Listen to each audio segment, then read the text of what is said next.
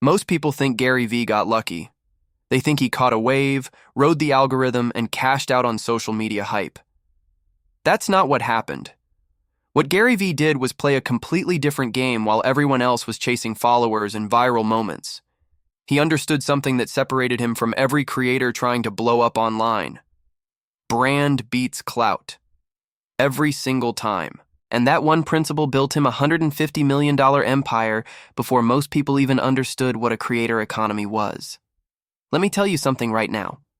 If you're watching this video, you're already ahead of 99% of people who are still scrolling, still consuming, still waiting for permission to start building. But here's the thing.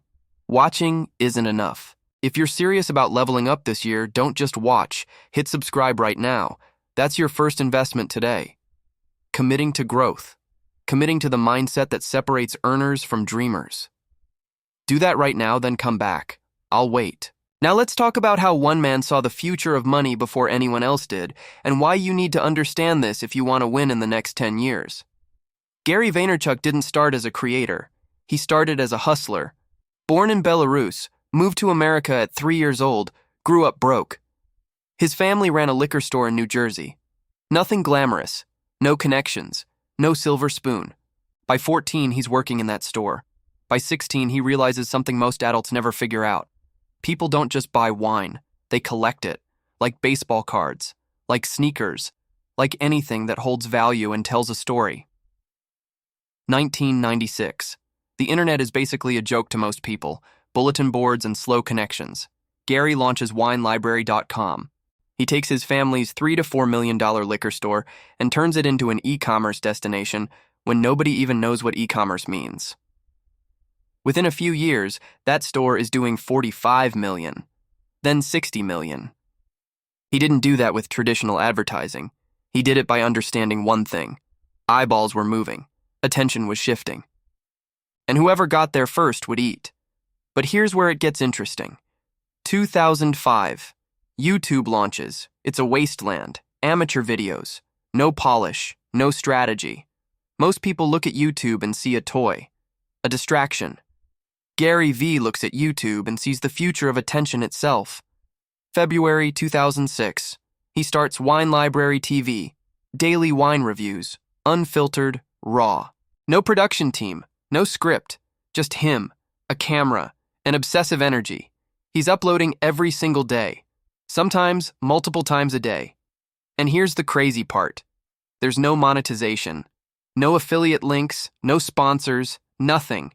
He's not building followers. He's building a brand in a medium that doesn't even have a playbook yet. Take notes because this next move. This is what separates the talkers from the earners. Wine Library TV runs for 5 years. Over 1,000 episodes. Every single day, he shows up. Not chasing virality. Not checking analytics every 5 minutes. Playing the long game. Building something that compounds. And this is the part most people miss. He wasn't trying to sell wine through those videos. He was demonstrating expertise, passion, authenticity, in a space where nobody was doing that. He was the blueprint for what would become billions of dollars in the creator economy. Most creators today are doing it backwards. They want the money now. They want the brand deal, the sponsorship, the quick flip. Gary gave everything away for free. He understood that loyalty compounds into something way more valuable than a one-time sale. He built trust when trust was underpriced, and that trust turned into leverage that most people will never have. Now let's talk about the mindset that made this possible. Gary calls it macro patience, micro speed. Think in decades, execute with urgency every single day. Most people get this backwards. They're impatient about results, moving slow on execution, checking their phone every hour to see if they went viral. Meanwhile, they're not putting in the daily work that actually builds something real. Gary inverted that. He was willing to spend years, even decades, building genuine brand equity with no immediate payoff. 2008 hits, financial crisis, the economy collapses. Most people would have quit. Gary doubled down. He understood something fundamental about human nature. In a short-term world obsessed with quarterly earnings and instant gratification, the person willing to play the long game has an unfair advantage. This is the part where people call you crazy. When you're working every day and you're not seeing results yet, when your friends are partying and you're grinding, when people ask you why you're not monetizing, why you're giving away value for free. This is the test. This is where most people fold. Gary didn't fold. He kept creating multiple pieces of content per day across different platforms, answering every email, engaging with every comment, constantly experimenting. But he did all of this from a position of long-term confidence, not desperation, and that confidence came from knowing he was building something that would compound. Around the same time, 2008, 2009, Gary starts angel investing. Twitter, Facebook, Tumblr, Snapchat, Venmo, Uber, companies that would define the next decade. He meets Mark Zuckerberg in person at a speech in 2008, gets personally invited by Zuckerberg and his sister Randy to invest in Facebook. That investment alone changed everything. But here's what's wild. Gary wasn't trying to time the market. He wasn't some tech bro trying to flip startups. His investment thesis was simple. Where is consumer attention shifting? Which platforms are going to become the new real estate of human attention? He understood that whoever controlled where people spent their time would win. Period. He even missed Uber twice, passed on early investment opportunities, later called it one of the greatest mistakes of his investing career. But even that mistake is instructive. He hesitated because the founders had outside commitments. He was discriminating based on intuition about founder commitment, not blindly chasing hype. Even his losses came from having a framework and sticking to it. 2009. Gary publishes Crush It. The creator economy doesn't exist yet as a concept, but the book is basically a blueprint for exactly that future. He argues that social media and personal branding would become the primary vehicle for entrepreneurs to build wealth and influence. People mocked him. Traditional media dismissed him, said it was a fad, said real businesses don't get built through YouTube videos and tweets. He was exactly right. The creator economy today generates $24 billion in North America, projected to hit $143 billion by 2030. Gary didn't just predict this, he lived it into existence by being one of its earliest and most visible practitioners. So what's the lesson? What's the play you need to understand right now if you want to win? It's this: brand versus clout. Most people are chasing clout. Followers, likes, views, viral moments. That's clout. Clout is what you have. Brand is what people feel. Clout can be manufactured. You can buy followers. You can create controversy. You can game the algorithm.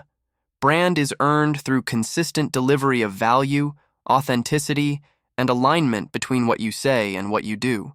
Clout is fragile. It disappears the second the algorithm changes or people stop caring. Brand is resilient. It compounds. A viral post might get you thousands of followers, but it doesn't change how people feel about you. A year of consistent, authentic content that respects your audience's time builds something infinitely more valuable: trust. This is why Gary gave away everything for free. His videos, his podcasts, his advice, his daily insights, all free. The only thing he really monetized were his books. Everything else was freely distributed. This seemed insane until you understood the long game. By accumulating trust and brand equity, he created a platform from which everything else flowed. Speaking engagements, consulting contracts, VaynerMedia revenue, investment opportunities. All of it came from the brand he built by respecting people's time and delivering value without asking for anything in return. Let me break this down even further, because this is where most people lose the game before they even start playing. Contemporary culture is designed to make you think short-term. Social media algorithms prioritize immediate engagement. Your job wants quarterly results. Career advice tells you to build a personal brand to get a better job next year. Everything is optimized for short-term thinking. In that environment, anyone willing to build for 5, 10, 20 years operates with an almost unfair advantage. Gary said it explicitly. Unless you're going to die soon, you should really only be playing long-term. This isn't motivational fluff. This is a practical acknowledgement of time as a competitive advantage. Young entrepreneurs think they need to be millionaires by 30 to be winning. Gary flipped the script.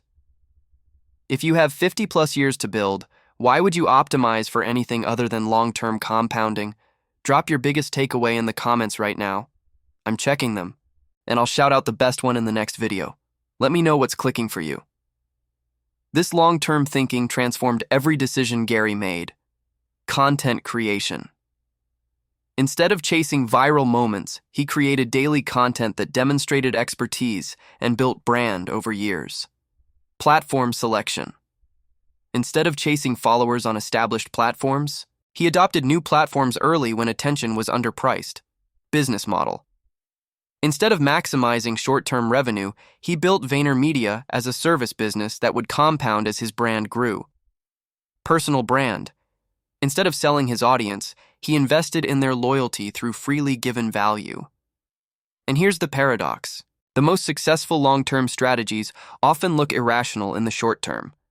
When Gary was creating daily Wine Library TV episodes with zero immediate monetization, it looked wasteful. When he built VaynerMedia without external funding, it seemed inefficient compared to venture-backed competitors. When he gave away all his content for free, it seemed to violate basic business logic. But each decision was rational from a long-term perspective. Wine Library TV built brand equity that sustained multiple businesses for decades. VaynerMedia's independence meant all upside accrued to Gary rather than diluting with investors. Free content built a trust moat that no competitor with a transactional relationship to their audience could match. The creator economy succeeded at scale because thousands of individuals and platforms eventually adopted Gary's framework. Prioritize authentic value creation. Build genuine relationships with audiences. Trust that long-term brand equity will eventually monetize in multiple forms. Those who tried to monetize immediately or chase viral moments built nothing that lasted. Look at where we are now, 2025. The creator economy is everywhere. Creators aren't just entertainment, they're shaping consumer behavior, launching products, building media empires, influencing culture at a scale that rivals traditional institutions. Mr. Beast has a production company. Hailey Bieber has a beauty empire. Countless others have built billion-dollar enterprises by following the exact blueprint Gary sketched out 2 decades ago. What Gary understood before virtually anyone else was that this wasn't a temporary phenomenon. It wasn't a byproduct of platform growth. It was a fundamental shift in how humans create value and how attention allocates resources. The creator economy emerged not because social media platforms existed, but because humans prefer learning from, buying from, and following authentic individuals over institutions. Stripped to its essence, Gary Vaynerchuk's prediction of the creator economy rested on one timeless insight. People do business with people they trust, and trust is built through consistent, authentic value creation over time. This principle transcends any specific platform, algorithm, or trend. It applied to Wine Library in 2006, to Wine Library TV, to his angel investments, to VaynerMedia, to every creator and business operating today. It will apply to whatever comes next. So what does this mean for you? What's the play? First, stop chasing clout. Start building brand. That means showing up consistently, delivering value, being authentic, not trying to game the system or go viral, playing the long game while everyone else is desperate for quick wins. Second, adopt macro patience, micro speed. Think in decades. Execute with urgency every day. Don't wait for perfect conditions. Don't wait for permission. Move fast on the daily grind while staying patient about the long-term results. Third, respect your audience's time. Give away value. Build trust. Don't treat every interaction as a transaction. The people who try to monetize every moment build nothing that lasts. The people who invest in their audience's loyalty build empires. Fourth, understand where attention is moving. The platforms change. The algorithms change, but attention always shifts to where the value is. Be early to new platforms. Experiment. Don't wait until everyone else is already there. Underpriced attention is your competitive advantage. Fifth, build for 10 years, not 10 months. The creator economy isn't a get-rich-quick scheme. It's a build-wealth-smart strategy. The person willing to show up every day for a decade beats the person looking for a shortcut every single time. Gary Vee predicted the creator economy not through a crystal ball, but through understanding something fundamental about human nature and attention that most people were too distracted to see. He saw that people want to learn from real people. They want to buy from people they trust. They want to follow people who consistently deliver value without asking for anything in return. And he proved that if you're willing to play the long game, if you're willing to build brand over chasing clout, if you're willing to give away value and trust that it compounds, you can build something that outlasts trends, algorithms, and platforms. This is the game. This is what separates the people who build generational wealth from the people who chase viral moments and end up with nothing. This is what separates the creators who build empires from the influencers who disappear when the algorithm changes. You're one move away from your next level. The question is whether you're willing to play the long game, whether you're willing to show up every day, whether you're willing to build brand instead of chasing clout, whether you're willing to invest in your audience instead of extracting from them. Gary Vee proved that it works. The blueprint is right here. The creator economy is bigger than ever, and it's only getting started. The question is whether you're going to be one of the people who build something real or one of the people who watches from the sidelines wishing they started sooner. Don't stop here. Lock in. Apply what you learned. And I'll see you at the top.